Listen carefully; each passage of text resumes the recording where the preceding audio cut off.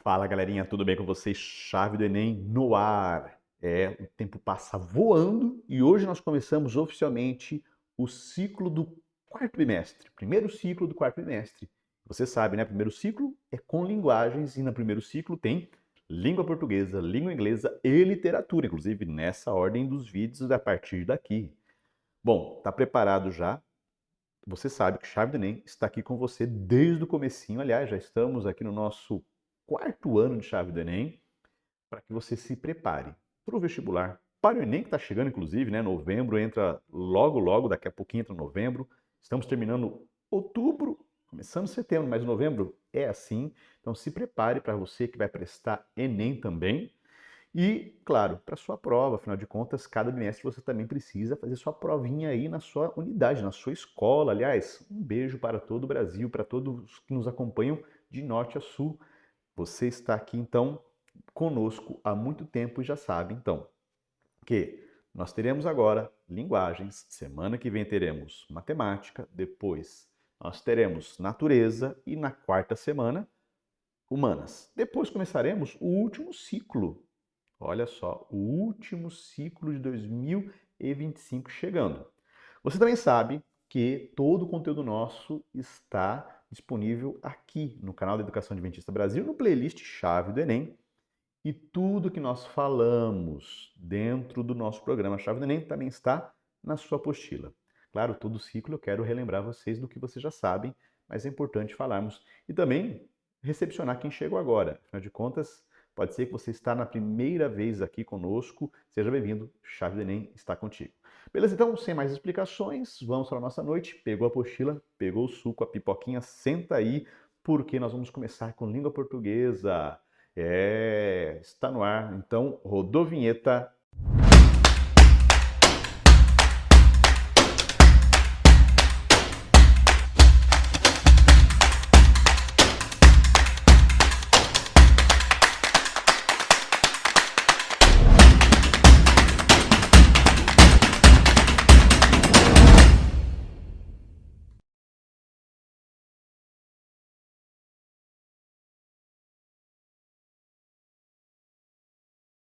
Fala, galerinha! E aí, tudo bem com vocês? Preparados então para mais uma aula aqui de língua portuguesa no Chave do Enem? Então vem com a gente recapitular alguns conteúdos que são muito importantes aí para o seu vestibular e também para a vida, não é? Então, na aula de hoje nós vamos trabalhar dois conteúdos totalmente importantes. O primeiro deles é conjunção e o segundo, concordância nominal. Então vamos lá. Você lembra o que é uma conjunção? Então, a conjunção nada mais é do que uma classe de palavras, ou seja, um grupo de palavras que pertence à nossa língua, que é considerada uma palavra invariável e que ela serve para ligar, conectar, relacionar orações. Se você não lembra o que é uma oração é uma frase com verbo.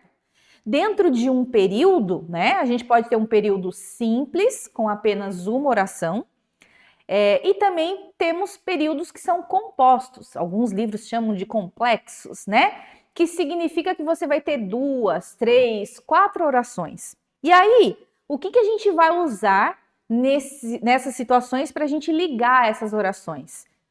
As conjunções, tá? E também as locuções conjuntivas. O que seria uma locução conjuntiva?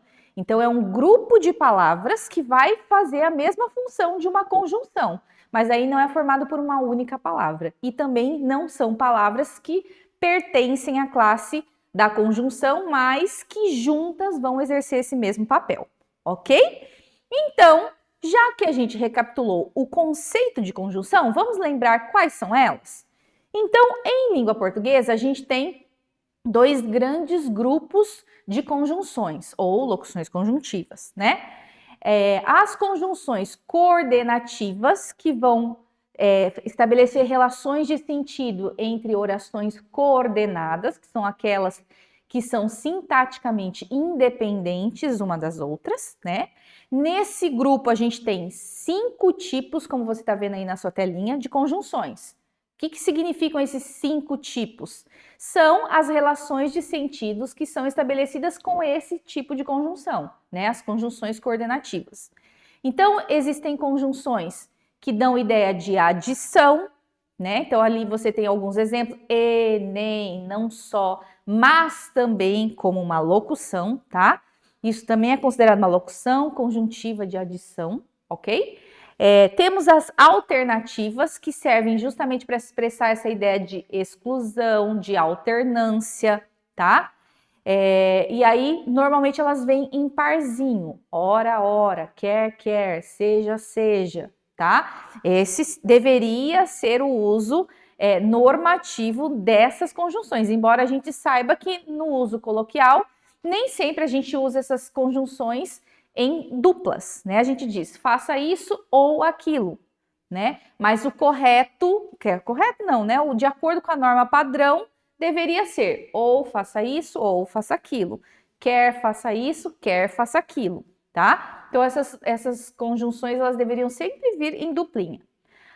Temos também as adversativas. Essa aqui eu tenho certeza que você sabe quais são, né? As adversativas são aquelas conjunções que servem para expressar a ideia de oposição. Então, uma oração vai se opor ao sentido da outra oração. E aí a gente tem o mas, o porém, o contudo, o todavia, o entretanto, o no entanto e assim por diante, ok? Temos também nesse grupo as conclusivas. Preste atenção nesse grupo de conjunções.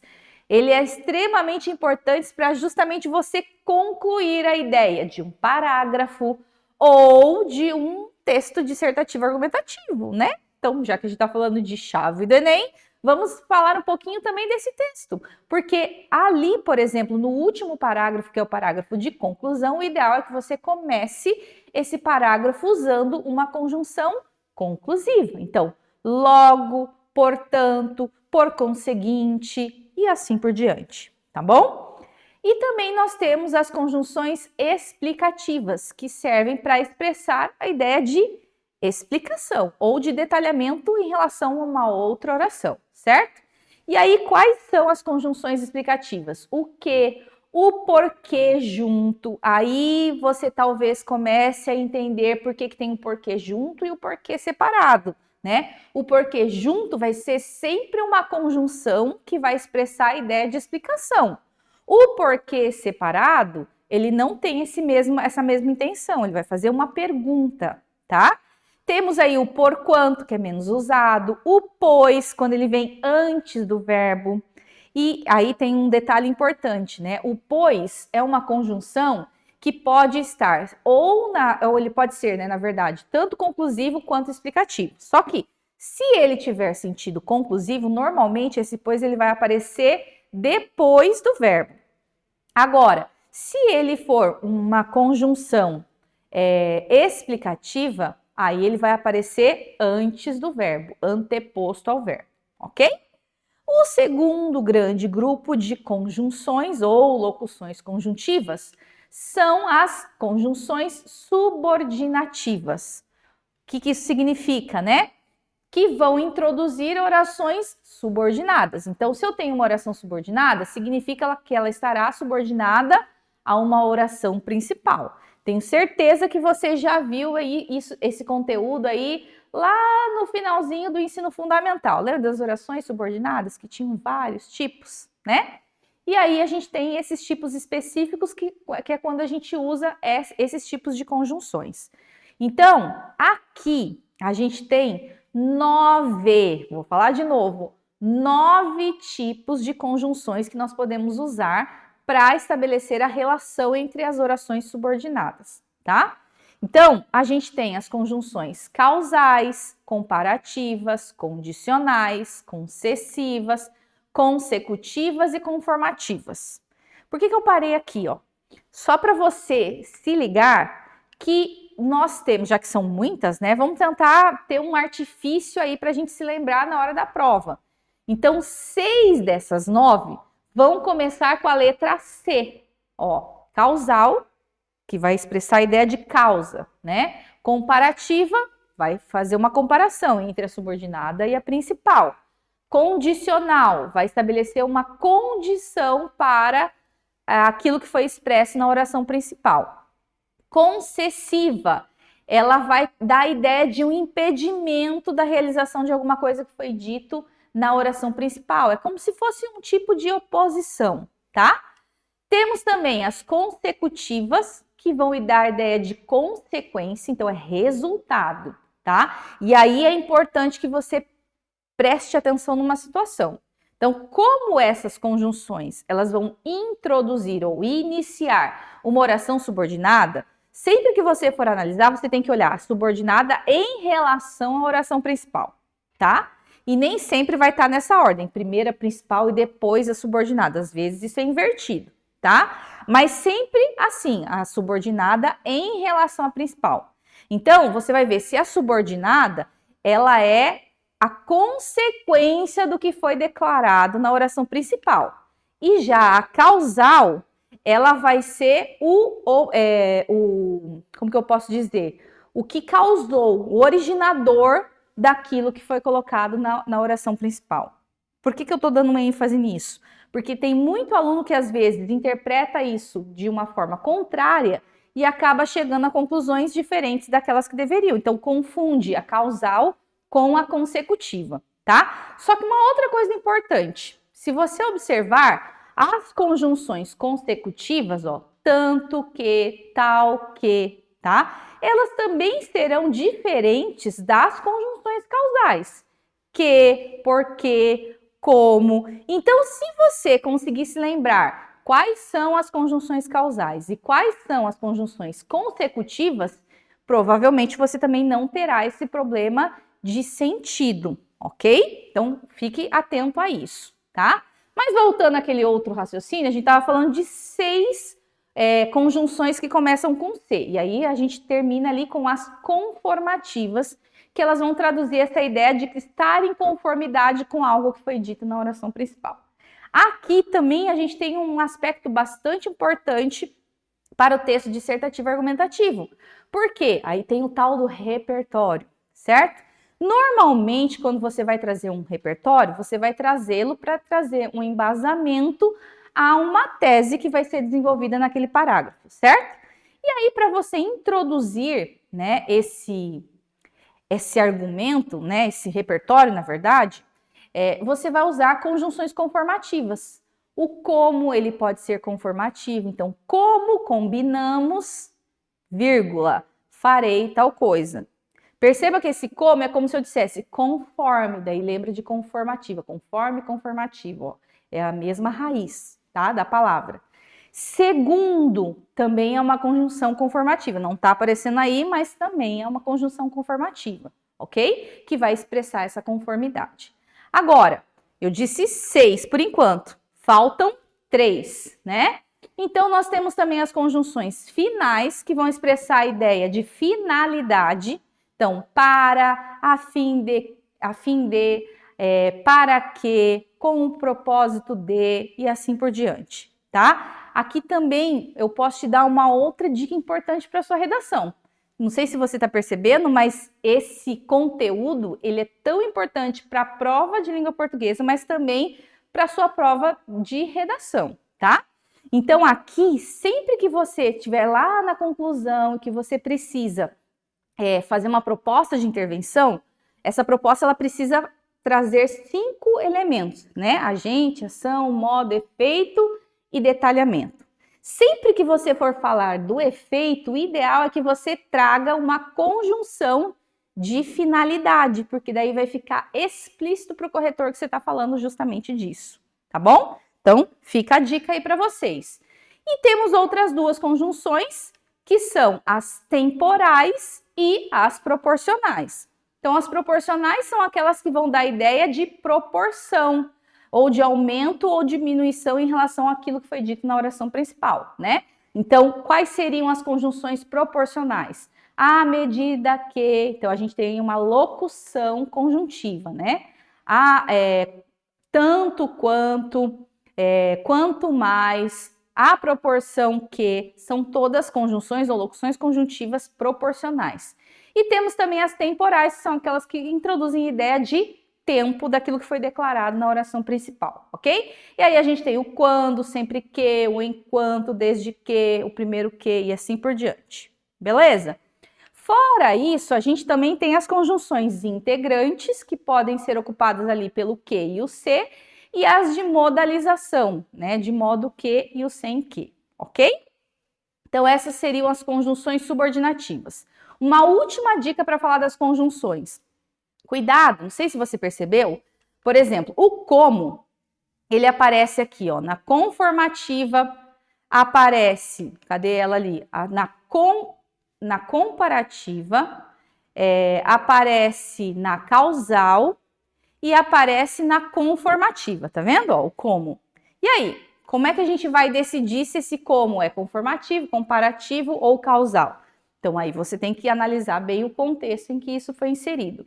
E uma outra dica, sempre que você tiver uma conjunção que pode fazer ou pertencer a vários sentidos, né, como o como, troque por uma conjunção de sentido equivalente daquela mesma que você imagina ser. Então, por exemplo, se você imagina que esse como ele é conformativo, troque esse como na oração por uma outra conjunção conformativa, segundo, conforme, né? Se o sentido for o mesmo, então significa que aquele como vai ser conformativo, tá? E aí essa lógica você segue para todas as conjunções que se repetem. A gente tem o desde que também pode ser temporal, pode ser condicional, tá? Então preste atenção nessa dica também que ela é importante. O nosso próximo conteúdo é de concordância nominal. Então o que é concordância nominal? É a relação de um substantivo com os termos que são referentes a ele, que normalmente são os adjetivos, os pronomes, os numerais e os artigos. Normalmente, esses elementos, o adjetivo, o pronome, o numeral, os artigos, eles precisam combinar em gênero e em número com o substantivo ao qual ele se refere, certo? Então aqui, só para ficar mais clara essa informação, mas vamos para alguns exemplos, tá? Então, por exemplo, a bola e o balão, aí a gente tem o adjetivo cheio, tá? Nesse caso, ó, por que eu coloquei cheio, ou eu não, né? Por que a regra diz que pode ser cheio ou pode ser cheios, tá? Porque se esse adjetivo cheio só se referir a balão, então isso vai ficar no singular, porque aqui eu tenho dois substantivos, ó, tá vendo? Agora, se eu tiver um adjetivo que vai se referir aos dois elementos, bola e balão, então você vai colocar isso no masculino e no plural. Então, a bola e o balão cheios. Agora, e se eu tivesse um adjetivo que se refere a um único substantivo? Então, roupa suja. Por que é suja e não sujo? Porque esse adjetivo se refere ao termo roupa, tá? Então, aqui a gente tem basicamente a noção, a regra geral de concordância nominal, tá? Então, o adjetivo, o pronome, o artigo, o numeral vão sempre combinar em gênero e em número com o substantivo ao qual se refere. Mas a gente também tem algumas situações que podem ser desafiadoras. Por exemplo, quando eu tiver um adjetivo que vier anteposto aos substantivos, normalmente aí a gente fica com algumas dúvidas, né? Então, olha só, os jovens ouviam belas canções e hinos referentes ao encontro. Por que aqui ficou belas no feminino e no plural? Porque está combinando apenas com a palavra canções, que é uma palavra feminina e está no plural, certo? Ou eu podia dizer, os jovens ouviam belos hinos e canções referentes ao encontro.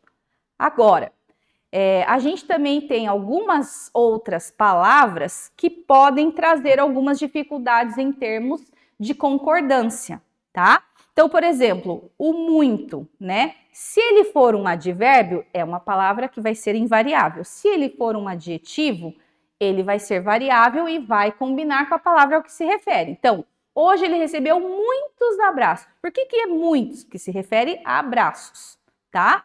Agora, eles pareciam muito felizes. Percebam agora que esse muito, ele vai se referir a um adjetivo. Então, não tem como esse muito também ser um adjetivo. Em português, a gente não tem adjetivos que caracterizam outros adjetivos. Então, é porque essa palavra muito aí nessa frase é um advérbio, tá? E isso vai acontecer, essa mesma lógica, né? Quando for um adjetivo, ele combina com o substantivo ao qual se refere. Quando ele for um advérbio, ele fica invariável. Vai acontecer também com outras palavras. Com a palavra pouco, com a palavra bastante, com a palavra meio, tá? Então, não fique mais com essa dúvida. Por que eu posso dizer meia xícara de açúcar? E aqui não está errado dizer meia xícara. Porque aqui ele está se referindo à metade da xícara, quase como se ele fosse um numeral, né? Agora, o moço ficou meio atordoado. Agora, esse meio está se referindo ao adjetivo atordoado. Então, ele é um advérbio. Ele não pode dizer meia atordoada, por exemplo, se fosse se referindo a uma moça, por exemplo, tá? O bastante, acho que é importante eu falar. A maioria das pessoas não sabe que a palavra bastante pode ir no plural.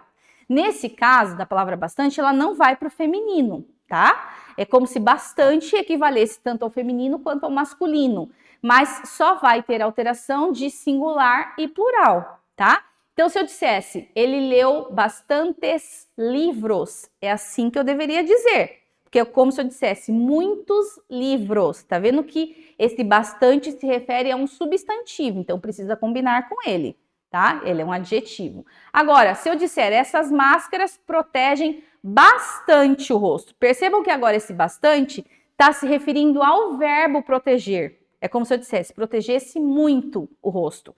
Então, aqui essa palavra tem função de advérbio e, portanto, é invariável, tá bom? Então, cuidado com essa situação. E as mesmas situações vão acontecer com essas outras palavrinhas também, ó. Caro, barato, longe e menos. Só que o menos é uma coisa importante de se dizer. Nesse caso, não existe menos. A palavra menos é sempre invariável, tá? Então, aquela brincadeirinha, né, que muitas vezes a gente vê na internet, seja menos, na verdade, na norma padrão da língua portuguesa não existe esse menos, não existe, tá? É sempre menos, ok? A palavra mesmo, mesma, ela vai sempre combinar com a palavra que ela se refere, assim como anexo, incluso, próprio, tá? Então, se eu disser cartas, eu vou dizer inclusas, ou carta, a carta foi inclusa, tá? E esse mesmo raciocínio com essas outras palavras. O kit, não existe o kita no feminino, mas existe kit e kits, tá? E o obrigado, ele vai sempre se referir à palavra, à pessoa que diz. Então, se eu, mulher, vou agradecer, eu vou dizer obrigada. E o rapaz vai sempre dizer obrigado, tá bom? E não se esqueça que tem a ver justamente com esse conteúdo. Nunca mais fique com essa dúvida. Quando você disser meio-dia, tenha certeza que é meio-dia e meia. Por que é meia? Porque isso se refere ao substantivo hora, então precisa combinar com esse substantivo. Ó, concordância nominal na prática, tá vendo? Então, eu espero que você tenha aprendido bastante com a aula de hoje e que você arrase aí na resolução dos seus exercícios, tá bom? Um beijo e até a próxima aula.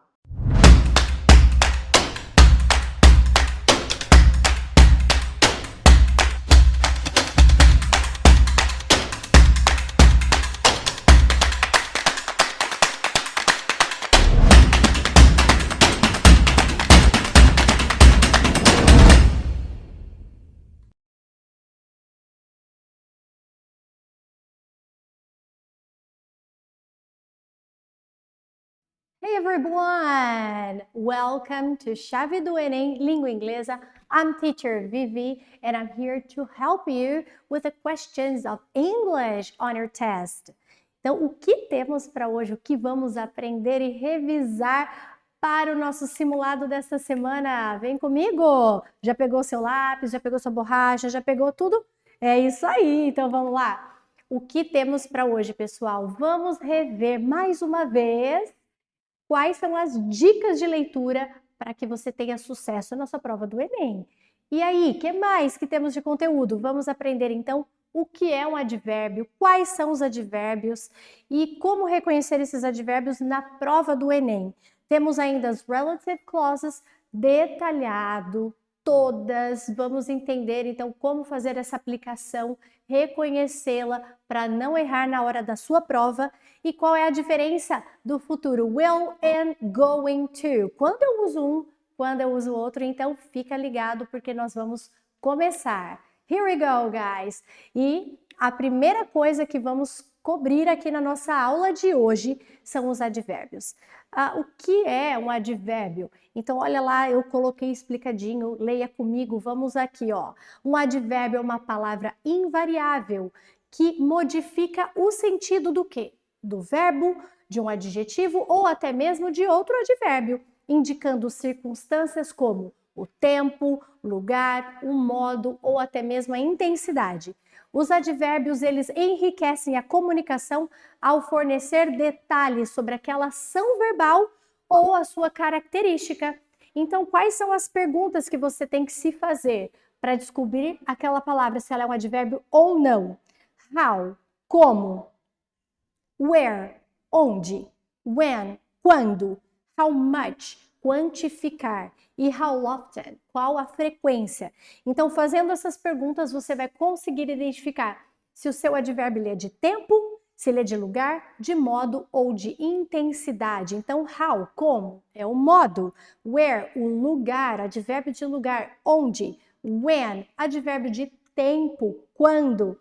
How much, quantificar coisas abstratas que não se contam. E ainda o how often, que é de frequência, ok? Então, pessoal, muito bem. Aqui eu deixei uma lista na apostila de vocês agora, né? Vocês verão no quarto bimestre, módulo 1, os detalhes e quais são esses advérbios. Estuda, porque realmente é muito importante para a sua prova de vestibular e para o Enem. Conheça bem quais são esses advérbios que vai fazer toda a diferença na sua fluência, na sua leitura e na interpretação do texto. Tá ok? Então, olha lá. Exemplo, eu coloquei ali para você um exemplo de advérbio de frequência. Olha lá minha pergunta, ó. How often? Com que frequência? Lembra das perguntinhas que você tem que se fazer? How, when, where, how often? Então, essas são perguntas extremamente importantes. E ali eu coloquei um exemplo. Quais são alguns dos advérbios de frequência? Daily, often, rarely, sometimes, never, always. Alguns exemplos, a lista é longa, né, pessoal? Vocês viram ali que temos outros advérbios de frequência. E como ele é inserido dentro da frase? Normalmente, logo após o sujeito, então entre o sujeito e o verbo. Lembra que ele modifica o verbo? Então, ou modifica o advérbio, ou modifica o adjetivo, então ele vai vir antes do seu verbo. Então, quando eu digo que I rarely miss a meeting, é que eu raramente perco uma reunião. Então, você viu que o raramente modificou a estrutura do verbo. Perco, eu perco a reunião. Com qual frequência? Raramente, ok? Temos ainda o advérbio de tempo. Exemplo, when, olha lá a pergunta, when, today, yesterday, tomorrow, now, soon, late, early. Exemplo, he will arrive tomorrow. Então aqui você está vendo que o advérbio tomorrow, ele veio depois do verbo, porque ele quer dizer que ele chegará. Quando? Amanhã. Olha a pergunta que eu fiz, quando? Amanhã. Ok? Então, estes foram alguns exemplos. Estude, pega lá na sua apostila, quarto bimestre, módulo 1, quais são esses advérbios. E vai dar bom, vai dar certo. Alguns advérbios você vai ver que não mudam, tá? Normalmente existe ali uma mudança com a inserção do li no final. Então, deep, que é o adjetivo, né, profundo, deeply, que ele se transforma em advérbio, alguns não têm essa mudança, tá? Então, vocês vão ver ali, né, alguns exemplos, como fast, por exemplo, he runs fast. Então, é a forma com que ele corre. Não existe fast adjetivo e fast advérbio, tá? Essa mudança. Então, alguns mudam, outros não. Quais são eles? Bora estudar de forma mais profunda, então, ok? Assunto do quarto bimestre e que está também no seu simulado do Chave do Enem, ok? Eu, inclusive, trouxe agora para vocês um exemplo. Então, como que esse assunto vai cair na chave do Enem? Vai perguntar sobre advérbios para você? Não, porque a gente sabe que na prova do Enem você não tem perguntas gramaticais, ok? Mas está inserida no texto. E quando eu coloco ali, ó, the days of paying for costly software upgrades are numbered, the PC will soon be obsolete. Então, esse soon, be, tá vendo? Advérbio soon, em breve. Quando? Em breve. Be, verbo. Então, ele mudou o verbo, ele deu mais detalhes sobre aquele verbo. E ali ainda nós temos, né? Ó, 70% of Americans are already using the technology that will replace it. Então, already, ele está enfatizando ali, ó, o verbo are already using. Estão usando, já estão usando. Ok? Então, ele dá ênfase, intensidade para o verbo. Fechou, pessoal? Mas não é só isso, temos mais. Vamos agora aprender definições sobre relative pronouns, relative clauses, ok? Então, olha lá, relative clause. O que seria uma relative clause? São frases que adicionam informações sobre um substantivo, ligando-se ele através de um pronome relativo. Nossa, quanto nome difícil, isso mesmo. E quais são os pronomes relativos? Who, which, that and whose. Você conhece o who, por exemplo, como uma information question, quem? Só que ele também tem uma outra função, que é ligar. É como se fosse uma ponte, ele liga a informação do sujeito com o complemento da frase, ok? Então, olha lá, o que mais que nós precisamos saber? Defining relative clauses, porque nós temos a defining e a non-defining relative clauses. A defining são orações restritivas, ou seja, ela dá aquela informação que é essencial para que você entenda quem é a pessoa, o que é aquele objeto, ela dá informação para você identificar ao que estamos nos referindo. Agora, a non-defining, ela só dá uma informação extra, a mais sobre aquilo que você está falando. E normalmente ela vem entre vírgulas, ok? E os relative pronouns, então, são aquelas palavras que introduzem estas orações e que conectam, então, a informação ao sujeito, ok? Que é who, whose, where, when, that, which e tantas outras que nós vamos ver com os exemplos a seguir. Fechou? Então, temos que entender que who é usado para identificar de quem eu estou falando. Which é utilizado para identificar coisas ou animais. Temos ainda o that, que identifica pessoas, coisas ou animais. Ou seja, eu posso sim, em algumas situações, substituir o who e o which. E a gente vai ver mais para frente quais são as situações que eu posso fazer essa alteração. Whose indica a posse de quem é o objeto da pessoa a quem me refiro na frase ou a quem pertence aquela pessoa, qual é a ligação familiar que tem com o sujeito daquela frase. O whom pode também, assim como o who, ser usado para identificar alguém naquela frase, mas ele tem o papel de objeto, a quem, e ele também normalmente é ligado a alguma preposição.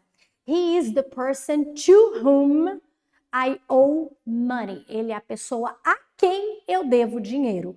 Então, ele está normalmente conectado ali com preposição, ok? E ainda temos where para, então, informarmos o lugar e when para informarmos e darmos as informações sobre quando, ok? Então, estes são os pronomes relativos, também está ali no módulo 1 do seu quarto bimestre. E aonde eu encontro isso no Enem? Como que é isso na prova do Enem? De novo, você não será cobrado gramaticalmente, mas dentro da sua fluência na leitura é importantíssimo saber, porque normalmente a questão vai te perguntar, vai fazer referência sobre quem, sobre o que, sobre quando aconteceu alguma situação e você vai ter que interpretar, ok? Então, olha lá, hip hop music. Então, hip hop music is a musical genre which developed as part of hip hop culture. Essencial, olha só que importante. Ali a gente tem já no tópico frasal dizendo que o hip hop é um gênero musical no qual foi desenvolvido como parte da cultura hip hop. Você viu que which ele está ligando a informação super importante do que é ao objeto, ok? Então é importantíssimo você conhecer esses relative pronouns e o que é e como se constrói uma relative clause. E nesse caso a gente tem uma defining relative clause, porque essa informação ela é essencial, ela é extremamente importante e não está entre vírgulas, ok? Temos ali, especially in São Paulo, where groups tend to have a more as reflection of political, social, racial issue. Então, São Paulo é um lugar. Então, meu relative pronoun seria where, São Paulo, onde grupos tendem a ter mais um estilo mais internacional. Então, São Paulo, onde? Ele explica o que acontece, uma informação extremamente importante na cidade de São Paulo. Ok? Deal? E para encerrarmos, nós vamos aprender um pouquinho mais sobre futuro. Vocês sabiam que eu tenho algumas maneiras diferentes de interpretar o futuro? É isso mesmo, mas nós vamos ver duas delas. Will and going to, você também encontra ali no sua apostila, no módulo 2 do quarto bimestre. Então, olha lá, a principal diferença entre will e going to é que é para expressar futuro, will, usado para decisões no momento, instantâneas, promessas ou até previsões baseadas na sua própria opinião. Em contrapartida, nós temos going to, que é usado para planos já feitos e previsões baseadas em evidências, sinais claros no presente.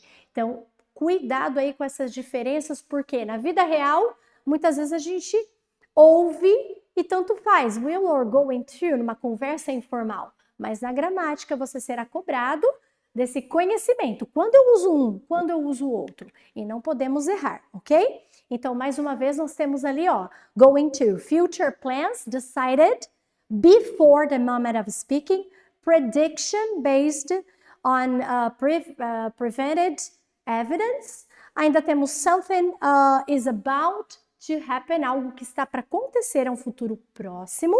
E ainda prediction based on personal opinion. Ok? Então, essas são algumas das diferenças que eu trouxe aqui para enfatizar para você. E no Enem também, você não vai ser cobrado da diferença entre um e outro, mas nos textos você vai encontrar tanto will quanto going to. E will, olha lá, vehicles without valid permits will be towed at owner's expense. Então, olha lá, os veículos sem permissões serão towed. Guinchados, nossa, me faltou a palavra em português. Guinchados com custo, né? O dono do carro vai pagar por isso. Então, ele está já fazendo uma previsão do que vai acontecer com o dono do carro se ele não estacionar, se ele estacionar naquele lugar proibido, ok? E temos um outro exemplo ali no cartoon. It's the scariest thing anyone could ever say to me. America's Funniest Home Videos is the best show on TV. E daí ele continua ali o diálogo dele e termina o garotinho falando, oh, we gotta grow up. Oh, we are gonna grow up to be just like your mom and dad. Então ele está fazendo ali, ó, uma previsão de um futuro do que vai acontecer baseado em evidências, né, do que ele vê da família dele. Ok? Então, nós temos ali dois exemplos para vocês entenderem a diferença. E é isso, pessoal. Então, agora, bora lá. Vamos fazer o simulado e daqui a pouco eu volto para a gente fazer a correção e tirar as suas dúvidas. Thank you so much. Hope to have helped you and see you soon. Bye!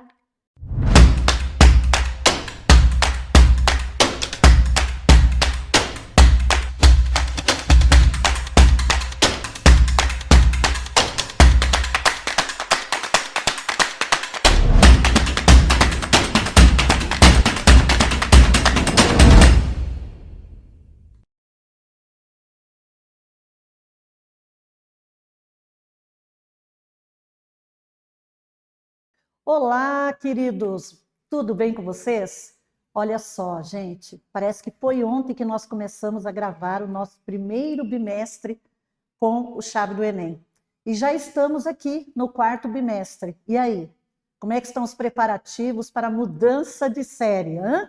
Espero que você esteja aí com a cabeça na segunda série do ensino médio, em primeira série. Espero que sim. Bom, e a gente hoje está aqui então para falar sobre o conteúdo do quarto bimestre. O que será que nós temos aí no quarto bimestre em literatura? Nós temos o romantismo, queridos. O romantismo é aquele momento do coração acelerado, tudo cheio de coraçãozinho vermelho, né? Então, vem comigo e vamos aí falar sobre essa escola literária maravilhosa. E eu acredito que muitas das meninas aí que são românticas, né, alguns garotos também que são românticos, acabam se identificando com essa escola literária.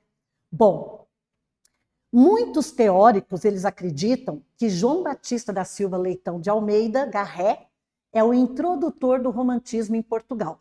Então, vocês vão ver que nesse primeiro momento a gente vai fazer aqui uma introdução a esta escola literária, beleza? Então, por isso que nós vamos fazer aí um tour, começando por Portugal, e aí, por isso que nós temos aqui esta informação de que Almeida Garré é o introdutor do romantismo em Portugal. Vejam, nós não temos certeza sobre essa informação. Isso é o que muitos teóricos acreditam. Certo, galerinha? E aí eu trouxe aqui um poema do Garré, que diz assim, ó, este inferno de amar, como eu amo. Quem me pôs aqui n'alma? Quem foi? Esta chama que alenta e consome, que é a vida e que a vida destrói. Como é que veio a atear? Quando se há de ela pagar? Olha só, gente, o cara tá muito, muito apaixonado. Não, necessariamente não. É que nós estamos falando do romantismo e, claro, nós vamos ver aqui que todos os autores vão estar com esse olhar voltado para as coisas do coração, para os sentimentos, certo? Bom, e aí a gente tem que pensar assim, ó, em que contexto histórico está acontecendo o romantismo? Estamos falando aí do desenvolvimento da tipografia, declínio do absolutismo por causa das ideias iluministas, né? E nós sabemos que as ideias iluministas, elas vieram para mudar, né, o conceito, a visão de homem, de relação com o outro, certo? E isso, claro, repercutiu bastante dentro da literatura. Também nós temos aí a era napoleônica. Lembra Napoleão Bonaparte? Então, essa era napoleônica, ela foi de 1799 até 1813. Congresso de Viena, que aconteceu em 1815. Formação da Santa Aliança, a partir de 1815, era das restaurações, também ali a partir de 1815, fortes movimentos nacionalistas, porque agora nós temos que pensar na independência do Brasil, que aconteceu em 1822. Então vejam que isso também vem repercutir nessa escola literária do romantismo. Temos também as independências de colônias europeias, que isso aconteceu lá no século XVIII, ascensão da classe burguesa, século XVIII, Revolução Industrial, metade do século XVIII. Eu gostaria de me ater aqui um pouquinho mais falando sobre essa ascensão da classe burguesa. E é para essa classe burguesa que o romantismo surge, gente. Tá? Então, os burgueses é que vão ter acesso a essa escola literária. E como que essa escola literária chegava até eles? Por meio dos folhetins que eram publicados nos jornais, e folhetins é como se fosse assim o capítulo. Pensa você assistindo a uma série. É você, né, assistindo ali a gente não chama de capítulo, né? Cada episódio da série. Então, esses episódios, eles eram publicados em folhetins que iam colocados dentro dos jornais. Por isso, o desenvolvimento da tipografia contribuiu muito, mas muito mesmo, com esse aspecto aí, tá? Da ascensão. E a gente sabe que nós saímos aí do período, né, do feudalismo, aí chega a questão da Revolução Industrial e, claro, a classe burguesa ela vai ganhando mais espaço dentro da sociedade. Aí vamos pensar um pouquinho agora no romantismo pelo mundo. Olha, o romantismo ele não começou ao mesmo tempo em todos os lugares.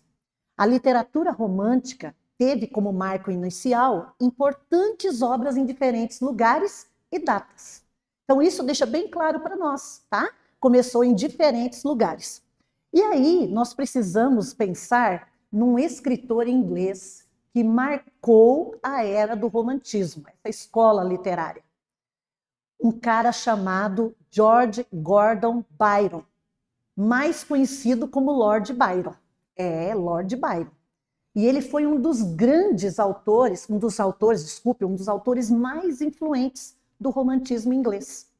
Foi precursor de uma escrita melancólica e carregada de pessimismo. E a obra mais famosa de Lord Byron é Dom Juan. É uma narrativa em versos, publicada, mesmo estando, né, não estava inacabada, tá? Melhor dizendo, ela não estava acabada, ela estava inacabada, e ela foi publicada em 1819. Esse conteúdo você vai encontrar aí na sua apostila, nas páginas 61 e 62. Lembre-se que tudo que eu falo aqui para vocês, gente, está aí na sua apostila de literatura, beleza?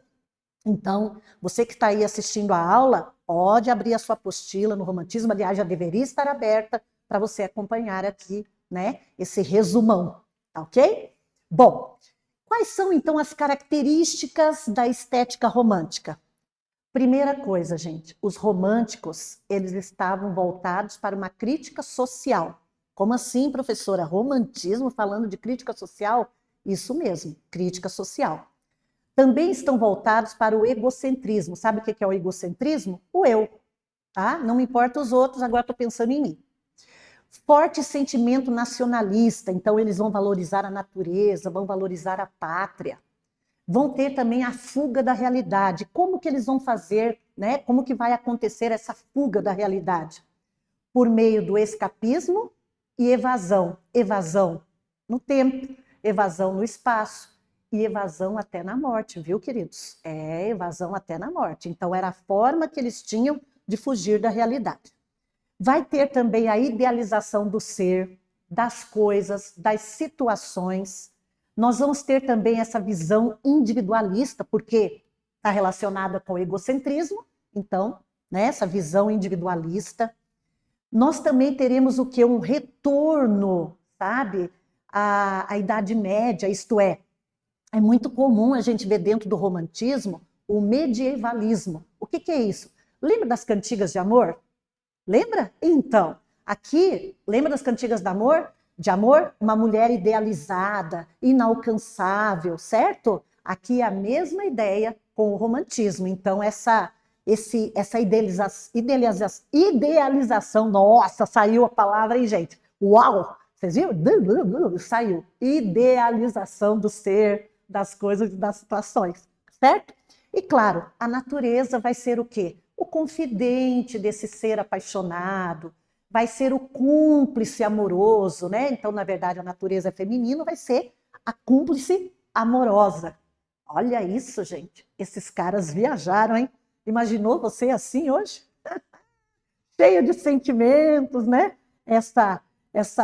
A natureza como sua confidente, como sua cúmplice amorosa. Uau! E aí, como é que tá o coraçãozinho? Fala aqui pra prof. Hã? Batendo aí? Eu sei que vocês ficam naqueles amores platônicos, né? Romantismo faz parte, hein, gente? Faz parte disso aí. Bom, vamos voltar aqui para a literatura, olha lá. Continuando, então, essas características, tá, da estética romântica, nós vamos ter a nostalgia. Sabe o que é nostalgia, né? Aquela tristeza, aquela coisa ruim, aquela sensação de dor, né? Aquela dor do coração, tá? Pessimismo, saudosismo, né? Saudosismo é saudade, tá? Sentimentalismo, e por sinal, gente, um sentimentalismo assim exacerbado, pensa. Subjetivismo, claro, né? O individualismo, lembra que a gente falou ali no slide anterior? Ok, egocentrismo, então vai ter subjetivismo, por quê? É o eu falando do seu sentimento. Uso de versos livres e brancos. O que são versos livres? Aqueles versos que não seguem, né, gente, aquela estrutura lá do soneto, que a gente já conversou em aulas anteriores. Pensa nos sonetos do Luiz de Camões. Aqui não tem nada daquela estrutura fixa, ok? versos brancos, sem rimas. Eles não estão preocupados com rimas. Valorização de heróis nacionais. Surge o modelo do anti-herói. Então, nós vamos ter a valorização de heróis nacionais e, claro, aí nós vamos passar pelo indígena, ok? Vamos passar por... O que mais vai se valorizar aqui é o indígena, como o herói nacional. E a gente vai falar disso nas fases aí do romantismo, certo? Esse conteúdo está lá na página 65 da apostila. Bom, e aí a gente agora vai fazer um tour pelo mundo, conhecendo aí alguns autores, tá? Românticos pelo mundo. Então, na Alemanha, nós temos ali o Friedrich Klopstock, que escreveu a obra Messias. Na França, olha só, nós temos dois grandes autores que são bastante conhecidos da nossa literatura. Falei bastantes, né? Não, fiz a concordância errada aqui, tá? Bastante conhecidos. Então, nós temos ali o Alexandre Dumas, que escreveu Os Três Mosqueteiros. Quem aí que não assistiu, pelo menos, ao filme Os Três Mosqueteiros? Um por todos e todos por um. Lembram-se dessa frase? Os Três Mosqueteiros. Alexandre Dumas. E temos o Victor Hugo, gente. Ai, gente, o Victor Hugo com a obra Os Miseráveis, o Corcunda de Notre Dame, tá ok? Então, queridos, duas obras maravilhosas. E aí, já leu alguma dessas?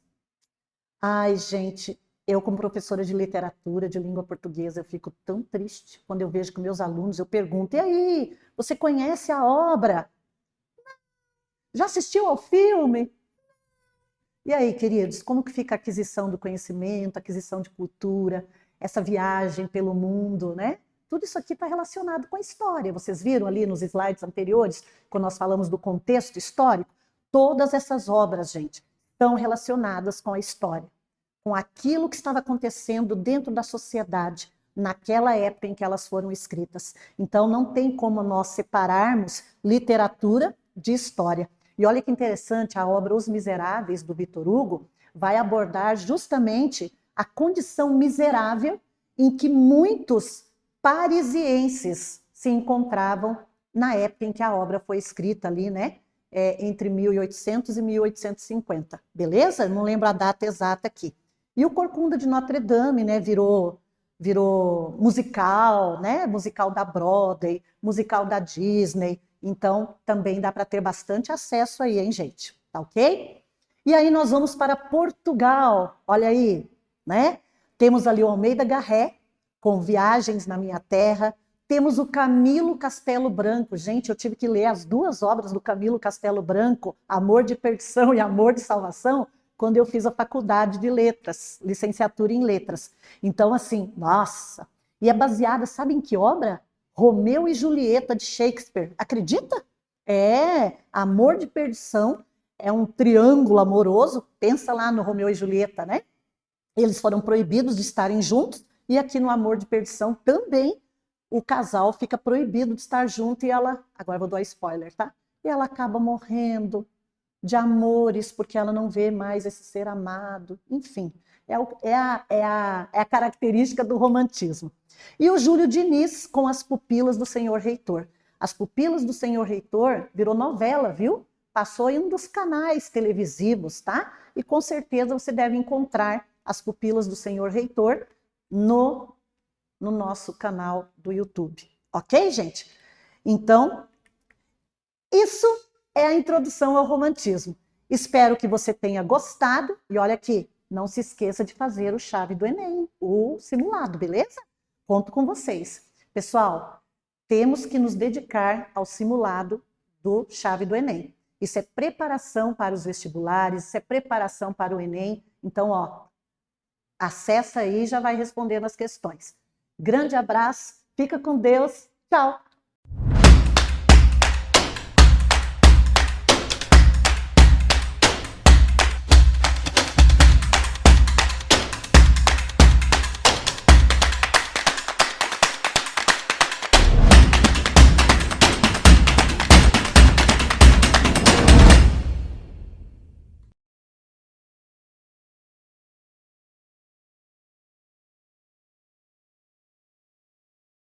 Muito bem, então, tivemos as nossas aulas, vamos para a correção de simulado. Então, a partir de agora, correção de simulado. Não se esqueça, abre hoje simulado de linguagens. Até semana que vem, você tem 7 dias para fazer.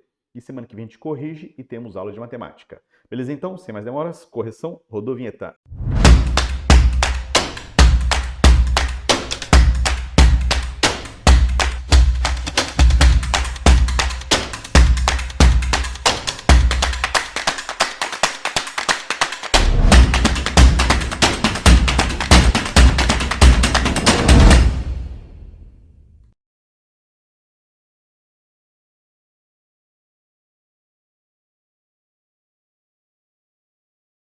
E aí, galerinha do Chave do Enem, beleza? Agora vamos começar a resolução dos exercícios. Vamos então para a primeira questão aqui, tá? Uma questão sobre Renascimento, Reforma Protestante, absolutismo inglês. Esse cara aqui, para quem não conhece, é o Henrique VIII, tá? Então vamos lá. Em 537, no tempo do Renascimento Cultural, Hans Oben, sei lá se é assim que se pronuncia, o maior pintor de retratos da época, produziu um quadro do Henrique VIII da Inglaterra. O monarca em questão foi responsável pela instituição da Igreja Puritana durante a Reforma Religiosa, pela decretação do ato de supremacia, tornando o rei a maior autoridade da Igreja Anglicana, pelo estabelecimento da Contra-Reforma Católica no território inglês, pela lei dos pobres, que proibiu a mendicância e incumbiu as paróquias de conseguir emprego para as pessoas em condição de miséria, e pela petição dos direitos, que limitou a autonomia do monarca. Claro que não, né? Essa daqui não tem como, porque ele foi absolutista. Mas a gente estudou ali na aula, né, que ele teve um papel extremamente importante na construção da igreja anglicana. Então, a alternativa correta é a alternativa B, tá bom? Então, ele rompe com a igreja católica e institui, né, a igreja anglicana como igreja oficial do Estado inglês, né? Até hoje o rei, ele é o líder da igreja anglicana na Inglaterra. Uma das decorrências do experimentalismo do Renascimento Cultural no século XV, XVI e XVII foi a reafirmação do teocentrismo medieval, né? A gente estudou isso, né? Será que foi o teocentrismo? A restauração da medicina greco-romana da antiguidade, a emergência de novas teorias astronômicas sobre o centro do universo, né? D, a consolidação dos progressos da independência nas colônias americanas, e E, a invenção das máquinas a vapor da primeira revolução industrial. Tá? Então a alternativa correta é a C, né? Quando tu tira, né, a Terra do centro e passa a colocar o Sol, né, de geocentrismo para heliocentrismo. Aí nós temos a questão 3, tá? Em 2019, completaram 500 anos da morte de Leonardo da Vinci, considerado um dos maiores expoentes do movimento denominado Renascimento Cultural, e esse movimento ele foi um marco importante na sociedade ocidental. Então, sobre as características do Renascimento Cultural, assinale a alternativa correta. O conhecimento passou a ser dirigido pelo clero católico, surgiu na Península Itálica no final do século XIV, início do século XV, surgiu na Península Itálica no século XVI, tá? Surgiu na Península Itálica no final do século XIV, início do século XV. Nesse contexto, muitos artistas e intelectuais foram buscar inspiração num período considerado por eles de grandes realizações e esplendor, o Egito Antigo. Lá no de cima, né, vai falar sobre o racionalismo. E o Renascimento os renascentistas defendiam uma visão humanista, naturalista e teocêntrica. Então, A alternativa correta é a B, né? 14 e 15, e foi marcado pelo espírito científico, beleza? Vamos para a 4, então. A Reforma Protestante foi apenas uma das fases do grande movimento conhecido como Reforma.